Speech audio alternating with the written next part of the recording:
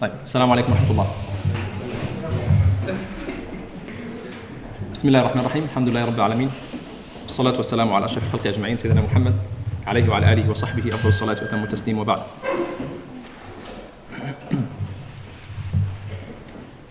اللهم علمنا ما ينفعنا وانفعنا بما علمتنا وزدنا علما يا رب العالمين، ثم أما بعد.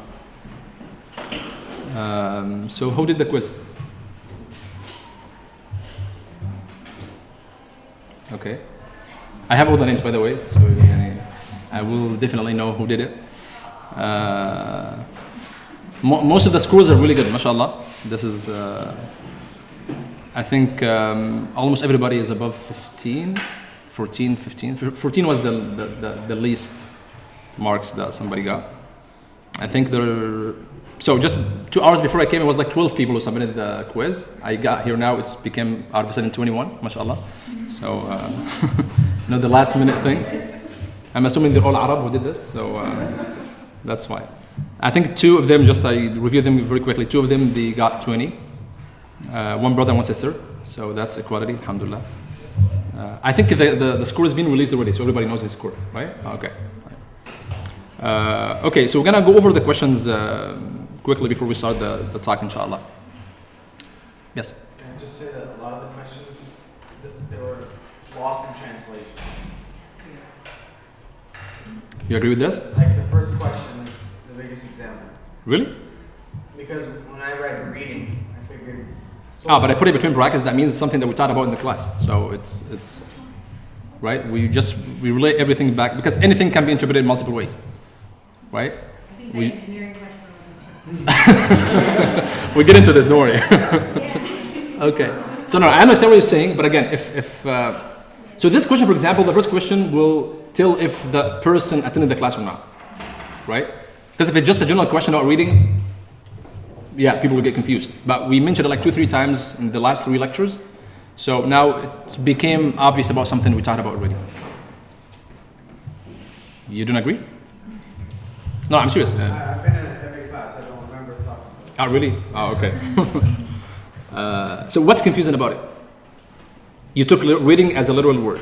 Well, I talked to some of the guys and they were telling me it's from It's not in the slides. I know it's not in the slides. So. Yeah, it's not a qira'a. Qira'a. Mm-hmm. Okay, so we talked about it the first time. We talked about Al-Ghazali when he talked about Iqra' bismi rabbika alladhi khalaq, and he said we have 2 types of reading. Then we talked about it in the knowledge map when we talked about the wahi to be the center of the knowledge map, and we said the wahi means the 2 kinds of wahi, the written revelation and the universe. Did anyone miss this point? Okay.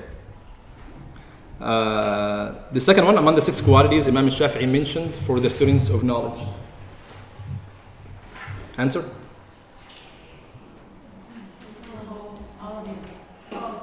All? You sure? Yeah.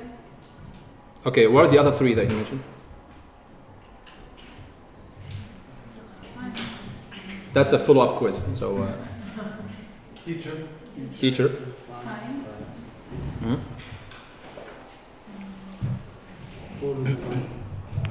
There's one more left. Is effort to remember? Time. It's mentioned already. Keenness. الحرص. Yeah. Okay, علوم المقاصد, the fundamental sciences in Islam. Answer? All above. Those are the 3 answers of the first 3 questions of Jibreel alayhi salam. Okay, the center of knowledge map in Islam.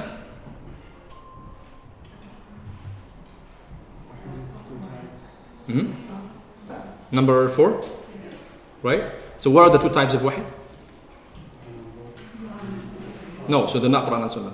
Quran and Sunnah is just one type of wahi. The creation? Yes, so the Quran and Sunnah as the written wahi and the creation, or the universe. It's related to the reading question. I got that one. It's the same thing. Okay, so it's basically the same thing. I understand it meant the wahi, but the first one I just figured reading Quran and Sunnah. Okay. The 10 introductory principles to any field of knowledge.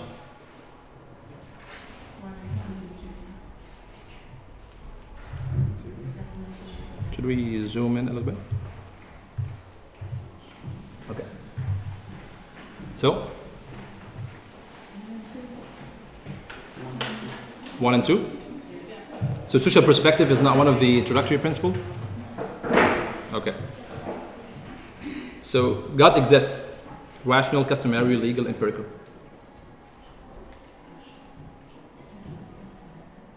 Who got this one wrong? Wrong. Yeah. Okay. Okay, so what did you answer? I put customary. Why? I don't know. I feel like when we discussed it, that's what you said at the end. We mentioned it last class, right? We had a discussion about it last You class. said that it wasn't, the first one was rational, right? You said that it wasn't rational. Or maybe I misheard you or something, I don't know. I said it wasn't rational? No, I don't think so. Even Muhammad did. No, I'm joking. You didn't give us your answers. What? So I think when we were talking about that topic, I said I don't think it's rational because nobody would come from a rational perspective and say it's not. So, No, I answered that it needs a proof. Right? It's rational. Yes. There are a lot of rational things that need a proof for sure. So rational might be something that is necessary that you know without investigation and thinking. And there is a rational ruling that you need to investigate and have proper investigation to come to a conclusion that this thing exists. Right? So again, the intellectual ruling, it could be a necessary ruling, 1 + 1 = 2, and it could be a theoretical ruling that you need a process of proof to prove that this thing exists or this theory is right. So when I tell you God exists, this sentence by itself, no, it's falsifiable. You still need to prove it. It's still an intellectual argument, but you still need to prove it. Right, but there's some people who use ration to disprove. Yes, for sure. That's why I said it's illegal. I said it was a legal ruling because Allah la ilaha illallah, because He declares Himself. Okay. To say it's a rational ruling, so again, not from a religious text, but from a rational. Yes. I agree, but there's some people who would rationalize it. It's not. That's all I'm saying. What do you mean would rationalize it? Like So some people who you use mean they can ration- argue back that he doesn't exist? Yes. But this doesn't mean that is not a rational argument. The whole discussion is within the rational argument. Just, But then whoever has the proper investigation and dalil, he will prove himself to be right. I completely agree that you can use ration to prove, you know, God, the order of the universe, proves itself that there's a creator. Okay. But there's some people who will use other forms of ration. Sure. Like people getting sick, you know. Exactly. So who decides on both arguments to be right or wrong? That's why I said it's from a legal, Islamic legal. No. Because who told you that legal ruling is actually a valid source of information? It's the mind. And even everything goes back to the mind. Even the customary rulings, for example, who told you that the senses are something that you need to trust? Yeah, but there's some stuff in our own faith, and I don't want to come off wrong here, but there's some things in our faith that we might not rationalize them, but we just believe that they are true and we follow. Yeah, but those are not the basics. So there are basics of faith that have to be rationalized. Right. And then once you build these things and they are rationalized, and then you can believe in whatever you want after that. We talked about this last time. If you remember, we talked about like how do you prove the existence of God? And then you prove the concept of prophethood.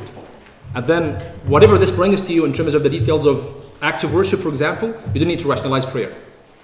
Right? You don't need to rationalize the number of rak'ahs you pray. But you do need to rationalize the existence of God at the beginning. Okay? But regardless of who is right and who is wrong, this sentence by itself, it's a rational argument. Some people think that this is a fallacy, right? And God doesn't exist. But still the discussion is a rational discussion. Okay? Because it's not something that you can test as a customary rule. You get what I'm saying? Okay. Okay, so the number of the Islamic rulings, the fiqh Islamic rulings,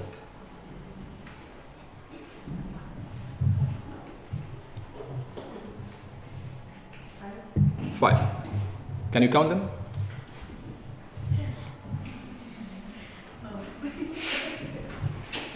Okay, you can mention only 2 or 3.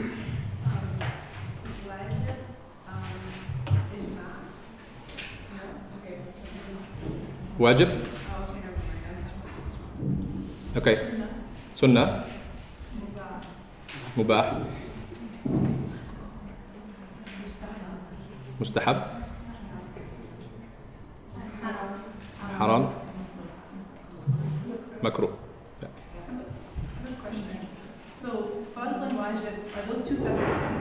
No, they're the same. And then the other one, mustahab and Mustahab, sunnah are the same. So they are the same according to the vast majority of the scholars of usul al-fiqh. But there are some scholars who actually differentiate between fard and wajib, differentiate between sunnah and mustahab. But the basic terminology is that both are synonymous. Okay, so the agreed upon sources of fiqh. Some people got this question wrong. Yes. What? Four. Where are they? Can you count them? I don't have them memorized right now, but when I was reading, I saw there were 4. Okay, so any Quran, Sunnah, Qiyas, Ijma'. Okay. So some people made it 2, right? So Quran and Sunnah are agreed upon. Maybe they got confused because the Ijma' and Qiyas are not agreed upon. Generally, no, they are agreed upon, that they are valid sources of legislation in Islam. However, there are few scholars in history who denied the hujjah and the authority of these 2 resources. So you have the literalists, for example, in history, the Zahiriyya, they said that Qiyas is not really making a lot of sense, and we shouldn't use it as a source of information and a source of legislative things in Islam. Also, very few sects among the Muslim history, they said Ijma' is not really a hujjah, and the consensus of scholars is not a hujjah. Okay, so this happened in history, because maybe you would read something like this, that some people denied these 2 things before. Yes, they did. But the vast majority of Muslims and scholars all over history, they said those are the 4 agreed upon sources of Islam. And there are a lot of other sources that they had ikhtilaf and disagreement over. So maybe some people are Zahiriyya here, or Khawarij. But Khawarij was one of the sects who denied Ijma', by the way. Okay, among the authentic sources of Islam, question number 9. All of the above. Okay. Having engineers in the community. I still didn't read all the answers, by the way. So if you say haram, you get 2 points. Okay. So that's just personal obligation. Okay. Communal obligation. Or recommended. Did anyone make it recommended? You? That's genius. Why? I'm an engineer, by the way. Ah, okay. That's not genius. Did anyone make it haram? No? Ah, okay. This was eliminated by sense. Okay. Okay, did anybody make it a personal obligation other than Sheikh Ali? Alhamdulillah. He made it a personal obligation. Alhamdulillah. By the way, in Islam, it's haram to study something of communal obligation before you study the personal obligation first. Okay? So if you study engineering before you study how to pray, for example, that's haram. So the 4th option could apply. Okay? Just to tease the Sheikh Ali. Okay. A teacher is an integral element of the educational process. I don't know if, true? Okay, anybody has an objection? Okay? No, okay. Because I have to stay here. Okay. Learning how to pray is a communal obligation? False. Knowing Allah is a personal obligation? Why? You need to know who you're worshiping. ما صفاته وكيف يعرف. So you need to, it's a personal obligation that تصح صلاتك and all your actions. You must know who you worship. Okay, when we say this discussion, we'll have it later again. When we say it's a personal obligation, that means every single person has to have the proof and the evidence that Allah is there and He exists and we have to worship Him. Every single Muslim has to know this. So what if you ask a Muslim, why do you worship Allah, and he doesn't have an answer? Or he doesn't have a rational answer, basically. Does that take away from his belief? Or he's still a good believer and he just doesn't know how to express about his belief? Isn't there the story of the woman who had the very strong belief? Was it Ibn Ash'ari or Razi? Razi. Yeah, and he said that she has a stronger belief because she believes in Allah without knowing all these necessary proofs.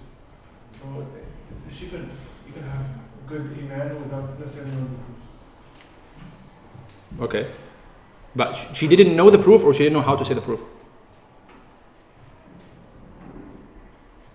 She didn't require proof, she had iman. That was... Okay, if she had iman, that means she had a proof, but maybe she doesn't necessarily know how to express about that proof. Right? She didn't say, by the way, she doesn't know. She doubted his belief. So the story is Imam al-Razi was in a big, one of the biggest Muslim theologians and philosophers. He had a big majlis of ilm, and a lot of people, like hundreds of people attended the majlis. So one old lady passed by the majlis, and she asked like why all those people are here.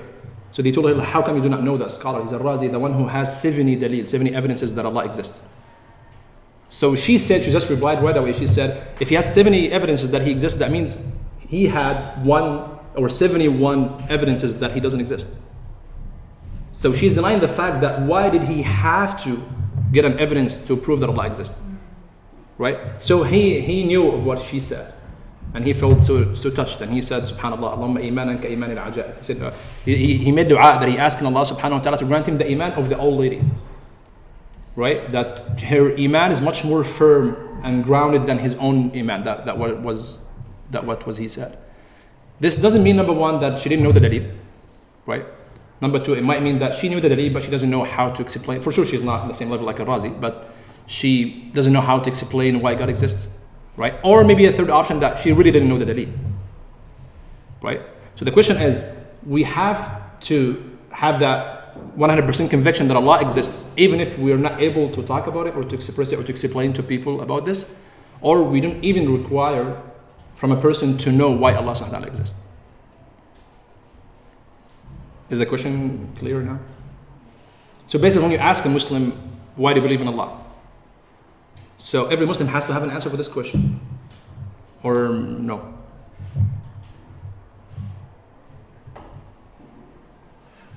You can have a basic answer, but they don't have to have the proof behind it. Because you can ask someone, why do you worship Allah? He said, He created me. That's a basic understanding. It doesn't have to have the proof, Allah, the universe, and this and that, and this and that. It doesn't have to have the ultimate proof, but as long as he has the basic understanding, you know, He is my creator, He is the one who sustains me, He is the one who provides. Basics. It's sufficient. But that's a dalil.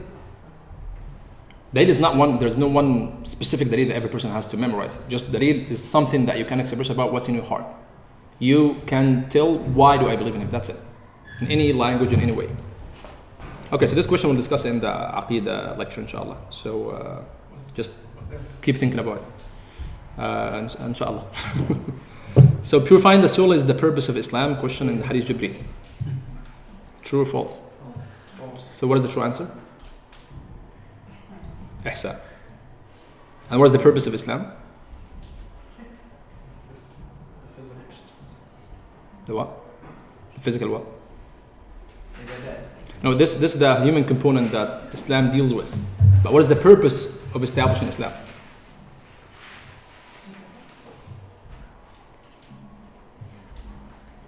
Imaratul ard. Maintaining the earth. Okay, cultural awareness is a needed element of the legal deductive process. True or false? True. Why? We had a discussion about this last time, right? You said that the Mufti cannot make a fatwa without understanding the cultural, societal impact. Okay. So what if a Mufti doesn't have this element?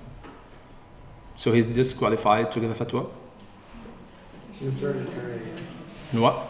In a certain culture, In a certain culture. like if he's from a different culture, his opinion might not be valid for that particular spot.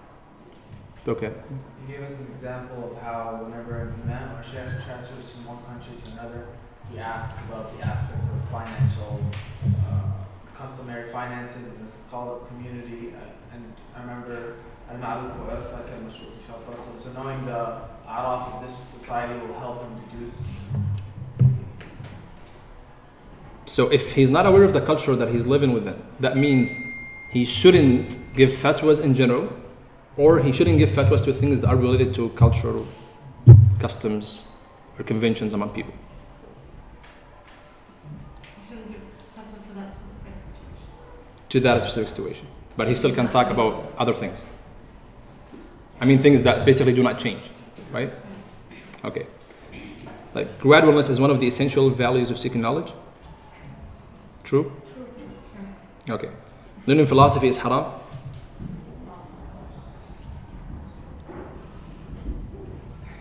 Why? حبوا يتفلسفوا. Why it is not haram? Yeah. It depends on what way you use to knowledge. So like anything could be haram or anything could be, but just like we discussed the first time. So the default hukm is it's not haram. Yeah. Okay. Does anybody object to this answer? No? You don't? You object? Not really. Okay. 90% supposition of a reality is considered knowledge. What's the translation of knowledge? The same. The term that the term we explained, and it's defined in the slides. Certain realization that is identical to reality. That's why, again, so anything that is between brackets, that means it's a term that we define in class or in the slides, right? So knowledge here is not just the noun that is derived from know. No, it's the ilm, the definition of ilm. So is it knowledge or no? If you remember the breakdown of realized, not realized, and then the shak wal wahm, the doubt, the illusion, all these things. So no, because knowledge, if it's a certain realization, if certain, it cannot be 90%. Okay, fiqh deals with the theoretical concepts of the mukallaf. True or false?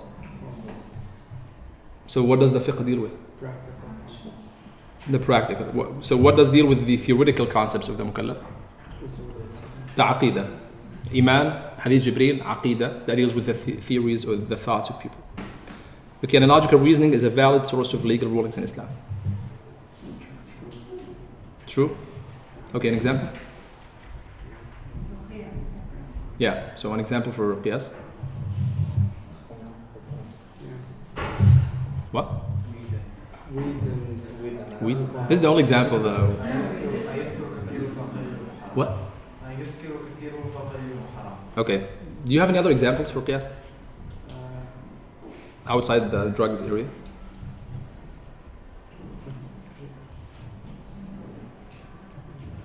Can we make qiyas in everything? In fiqh, can we produce qiyas from anything in fiqh? Did you get the question?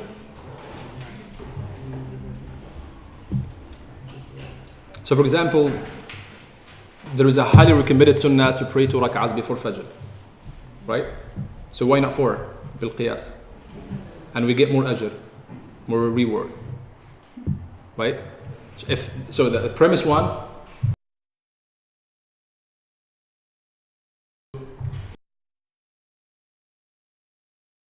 rak'ahs more thawab. Or 4 rak'ahs sunnah, highly recommended. No, why? This is a ibadah. It's a ibadah. Yeah.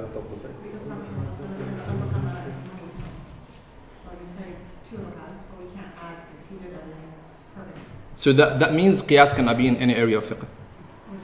Qiyas cannot be actually introduced to any area of fiqh. Right? In certain areas. Okay.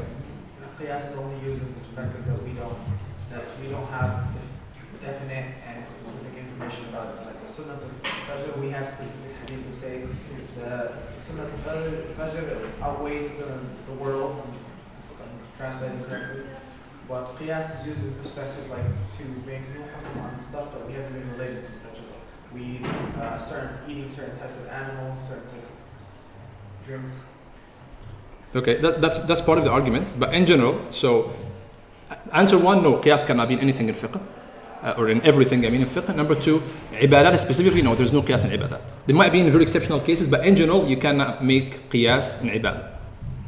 Right? You cannot make it in siyam, in fasting. You cannot make it in prayer, in zakah. All these things, you cannot make zakah. In general, again, there are some areas of these ibadat that you can introduce qiyas, but in general, you cannot. Yes. So just on the last point, you said that you can't do that on zakat, but there's some people who do that. Like for example, I don't want to start an argument, but there's a qiyas of zakat al-fitr. Well, the hadith says yukhraju sa', and then some people who calculate it on a financial or an amount of money. Again, this is a huge debate, but that's a qiyas. No, they didn't make it as qiyas. They make it as that part of the interpretation of the hadith itself, that these things in the hadith are implying that you should give them something that would sustain them. That includes food or money. So they didn't make it with qiyas. They make it with a different, regardless if this interpretation is right or wrong, but they made it as one part of understanding the hadith. So zakat al-fitr, just to clarify the point, zakat al-fitr, the zakat that comes after Ramadan, during the end of Ramadan, is that you pay, the hadith says you pay it with grains, basically. You pay it with wheat or corn or whatever, or rice. And then some scholars, majority of scholars said you have to pay them this way. Some scholars said no, you can just pay money. So if the sa' is like 5-6 pounds, for example, whatever 5-6 pounds worth of money you pay to the faqir, you pay to the poor person, and that should be okay. Okay, so when they did that, that was the question. That was not an analogy. They made it as part of understanding the hadith. They said the Prophet ﷺ mentioned things that were so common during that time, but he meant that you give them something that would actually help them sustain in their life. And food was the main thing for people at that time, not money. So that was not generally the case. But again, qiyas can be introduced to some parts of the act of worship, but in a very limited way. So there are very exceptional cases that you can make qiyas. But in general, no. Zakat, there are some areas that you can make qiyas in zakat, but in salah and siyam, that's generally, no, you cannot do this. Okay, so any questions about the quiz? Because we're going to pause for Salat al-Maghrib and then we'll start, inshallah. Any questions about the quiz? Was it easy or hard? Easy? So next time it should be harder than this? Or same level? Same level? Okay. We should do more. It consolidates a lot of what we do. Okay. So like every week? We can have one like every other week, inshallah, just to cover 2 lectures, inshallah. Okay, so we're gonna pray at 6:35 upstairs, and then we'll come back to start, inshallah.